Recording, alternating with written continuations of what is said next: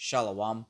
First and foremost, I want to give all praises, honor, and glory unto Yahweh, Bahashem, Yahweh Shai, Bahashem, Rachakwadash. Double honors to the apostles of Great Millstone, and peace and salutations to the Akim who are tuning into these videos. In this video, I want to read some precepts going into Jacob's trouble. And a lot of things that are about to take place are going to be affecting you so-called blacks, Latinos, and Native Americans, which are the real Hebrew Israelites that the Bible pertains to, what it's speaking about in terms of prophecy and in the past. This Bible is for our people, and we're supposed to read this and take heed to the message and to the spirit of Yahweh B'Hashem Yahweh Shai about the things that are about to take place, the impending doom that we can see looming in the air. You can see anything on the news, it's gearing towards Jacob's trouble. So I want to start off by reading this in Amos 8 and 11, because when we're out there sent by Yahweh B'Hashem Yahweh Shai to preach this message, you are supposed to be galvanized to come here and listen and sup with us, so that when the evil days come, you're protected. So in Amos 8 and 11 it says, "Behold, the days come, saith the Lord Yahweh Power, that I will send a famine in the land, not a famine of bread, nor a thirst for water, but of the hearing of the words of the Lord." So those famines are going to come, but it's emphasizing that a much more greater famine is about to take place, the famine of this word. There's going to come a point in time where Esau Edom is going to push out a law where it's going to be pretty much impossible to go out in the highways and hedges and preach, just as we freely are doing right now. And they're going to start cracking down and trying to enforce these things, because really, when we're out there on the highways and hedges, we're a monument of his impending doom also. So if anything, Esau Edom can't wait to shut this down. It's just that he can't exactly right now, because he's bound by Yahweh B'Hashem Yahweh Shai to only do this thing until the elect have been sealed.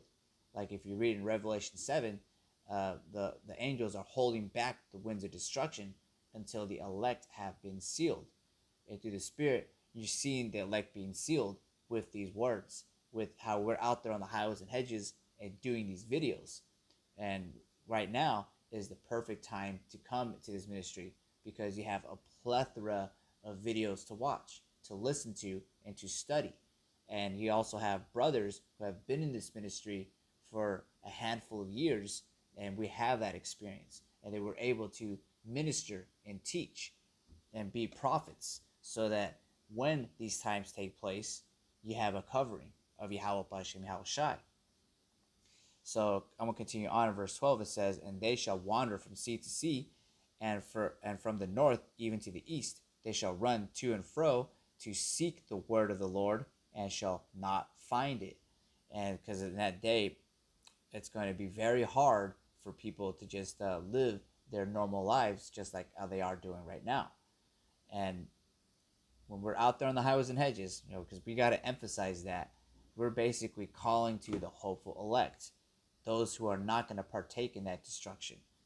And we're going to meet a lot of scoffers and scorners, because we're basically shutting down the party. We're letting people know that this is going to take place, and that those people who are in that broad gate are going to be affected. And, they're going to be mad, throw things at us, whatever. Ultimately, they're being marked through the Spirit. So I'm going to read this in 2nd Ezra 15, and I'm going to start at verse 1. It says, "Behold, speak thou the ears of my people the words of prophecy, which I will put in thy mouth, saith the Lord, and cause them to be written in paper, for they are faithful and true. Fear not the imaginations against thee, let not the incredulity of them trouble thee that speak against thee." And that word incredulity is basically the ability to not have faith. Roughly paraphrasing that word. But basically, these people don't have it in them to believe. They don't want to believe. You could do all these things for them, jump through hoops, but they're still not going to adhere to the scriptures. They're still going to be a part of whatever bugged out doctrine that they have in this society, as opposed to the truth, the ministry, and the worship of Yahweh Bashem Yahweh Shai. So we're not supposed to fear their imaginations and their incredulity of them to trouble us, because they're going to speak against us, and they're going to try to, but they're not going to succeed to slow this thing down. So I'm going to continue on in verse 4. It says, "For all the unfaithful shall die in their unfaithfulness." So really all these people are going to die because they have an inability to believe. And continuing on verse 5, it says, "Behold, saith the Lord, I will bring plagues upon the world, the sword, famine, death, and destruction." So not only is the famine of the word going to take place, but all of these other famines. And they're basically scourges and amendments for the wicked, for those who basically bit the hand that fed them, or went up against the Lord's prophets and his men. These plagues and scourges are for those people. The Jacob's trouble is for the 2/3, and it's just because we're out there on the highways and hedges. Many people that we really have to bump heads with are you so-called blacks, Latinos, and Native Americans, the 2/3 specifically. So from verse 5 it says, "Behold, saith the Lord, I will bring plagues upon the world, the sword, famine, death, and destruction. For wickedness hath exceedingly polluted the whole earth, and their hurtful works are fulfilled." And so that's what's going to take place. It's just going to be judgment, because this world, the wickedness and the sin has reached unto heavens, to the point where the Heavenly Father has to do something. I mean, just look at what the state of the world is. It needs correction. And it's you're seeing that correction starting with a hopeful elect. But then when we do that correction, you got the majority of the world, namely the 2/3, trying to shut this thing down, calling the cops on us. Well, ultimately, those scourges are set up for those people, and they're not going to partake in when we're during Jacob's trouble. The Lord is going to make sure that his servants eat and are taken care of. Actually, I'll read that precept next, because I had that here in Isaiah 65. So this is in Isaiah 65 and 13. It says, "Therefore thus saith the Lord Yahweh Power, Behold, my servants shall eat, but ye shall be hungry. Behold, my servants shall drink, but ye shall be thirsty. Behold, my servants shall rejoice, but ye shall be ashamed."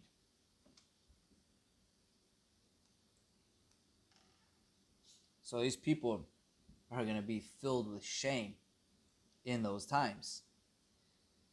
So this another precept is in 1 Peter 4 and 12. "Beloved, think it not strange concerning the fiery trials which is to try you, as though some strange thing happened unto you." Verse 13, "But rejoice inasmuch as ye are partakers of Hamashiach's sufferings, that when his glory shall be revealed, ye may be glad, and also with exceeding joy." And so that's basically what we're trying to be a part of. Yahweh Shai Hamashiach's sufferings, so that when he is glorified, we are also glorified. And you best believe that the angels are going to camp around about us, because we fear Yahweh Bashem Yahweh Shai. And you're going to see that glory, coming up in Jacob's trouble. And continuing on verse 14, it says, "If ye be reproached for the names of Hamashiach, happy are ye, for the spirit of glory and of the Most High resteth upon you. On their part he is spoken evil of, but on your part he is glorified." And so that's what we want to be a partaker of, the glory in Yahweh Bashem Yahweh Shai. If a person has something against us, let it be because of the ministry that we're a part of. And these people, pretty much, if you're not with them, they're against them. Just like how Yahweh Shai said, if you're not with Yahweh Shai, you're against Yahweh Shai. And you got a lot of people in these last days against Yahweh Shai. And therefore, all these scourges are going to hit them. But mainly going back to the topic of Jacob's trouble, Esau Edom is going to come down with great wrath. As I'm going to read here in Revelation 12 and 12, it says, "Therefore rejoice, ye heavens, and ye that dwell in them. Woe to the inhabitants of the earth and of the sea." And notice it says, "Woe to the inhabitants of the earth and of the sea." Because this time of calamity, Jacob's trouble, is going to be very grievous. It's going to be woe unto these people. It's not going to be just like a walk in the park walking to the kingdom. We're going to go through trials and tribulations. We're going to be tempted by Esau, Edom, and the devil to try to take this MOTB. But those of the hopeful elect are not going to bend the knee, because we're right now, we're supping with Yahweh Hashem Yahweh Shai. We're adhering to the message. So we don't want to be a partaker of this time. So I'm going to read from right here again. It says, "For the devil is come down unto you, having great wrath, because he knoweth that he hath but a short time." And so when scoffers come up against us, and they like to hold the Edomite's hand while they're yelling and shaking their fist at us, just wait when Esau Edom is hungry also. He's not going to think twice when he's going to utilize his blessing to become a marauder and kill you ends, you 2/3, you so-called Black Latinos, Native Americans who really think that Esau Edom is a changed man. Never trust thine enemy. But they're not adhering to this message, so they're going to be caught in that destruction. But unto us, when we're seeing these things, when we're speaking these things before they happen, you have to have these precepts in your mindset so you aren't soon shaken. And this last precept I wanted to read is in 2 Ezra 2:27. "Be not weary, for when the day of trouble," so it's just to emphasize the day of trouble, because you got a lot of people, even amongst the circumcision, saying that Jacob's trouble is lame, or some other scoff or curse word that it ain't gonna happen. Yahweh Shai is gonna come and it's just gonna be a whole bunch of daisies and flowers. That doctrine is not in the scriptures. What is spoken about in the scriptures is the day of trouble. So I'm going to read from the top again. 2 Ezra 2:27. "Be not weary, for when the day of trouble and heaviness cometh, others shall weep and be sorrowful, but thou shalt be merry and have abundance," because his servants are going to eat. We're doing what is commanded of us to do right now. I'm gonna read this again in Isaiah 65, because there's a little bit more meat on this. So I'm gonna start from verse 13 again. It says, "Therefore thus saith the Lord Yahweh Power, Behold, my servant shall eat, but ye shall be hungry. Behold, my servant shall drink, but ye shall be thirsty. Behold, my servant shall rejoice, but ye shall be ashamed. Behold, my servants shall sing for joy of heart, but ye shall cry for sorrow."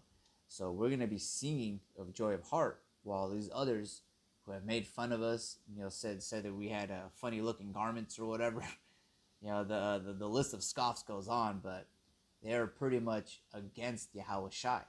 They hate the one who sent him. So if they hated Yahweh Shai, therefore they're going to hate us, because we're walking in the spirit of Yahweh Hashem Yahweh Shai. But it ain't going to be for long. These people are going to be in a pitiful case, while the hopeful elect are going to stand in great boldness. So I'm going to read up again in verse 14. It says, "Behold, my servant shall sing for joy of heart, but ye shall cry for sorrow of heart, and shall howl for vexation of spirit. And ye shall leave your name for a curse unto my chosen, for the Lord Yahweh Power shall slay thee, and call his servants by another name." And so, that's just taking heed to that message. We're taking heed to that message, through the fear of Yahweh Hashem Yahweh Shai. We're persuading men. That's why we're out there on the highways and hedges, because we know that you have to repent, for the kingdom of heaven is at hand. So with that, I want to give all praises, honor, and glory unto Yahweh, Bahashem Yahweh Shai, Bahashem Rakakwadash, Shalom Akim.